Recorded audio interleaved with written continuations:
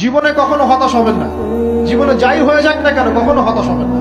মনে রাখবেন আল্লাহ আপনার রব, আল্লাহ আপনার সাথে আছেন ইনশাআল্লাহ।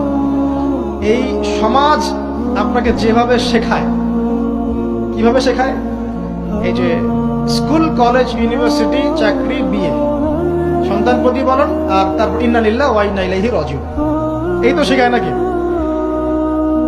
সবসময় মনে রাখবেন যে আল্লাহ রাব্বুল আলামিনের পরিকল্পনাই আপনার উপরে সবচেয়ে বেশি অগ্রাধিকার যোগ্য, সমাজের পরিকল্পনা নয়।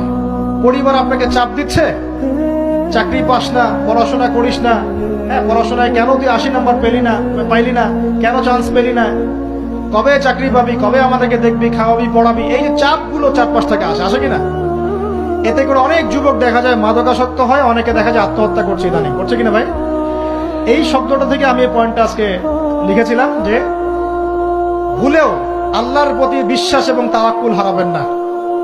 সমাজ যেভাবে শেখায়, সমাজ চারপাশে যে চাপ আপনাকে দিচ্ছে, এই চাপে নিজে গা ভাসিয়ে দিবেন না। আপনি আল্লাহর কাছে দোয়া করবেন, আল্লাহর কাছে পথ চেয়ে নিবেন এবং আল্লাহর প্রতি তাওয়াক্কুল ভরসা করবেন। কখনো আত্মহত্যার পথ বেছে নিবেন।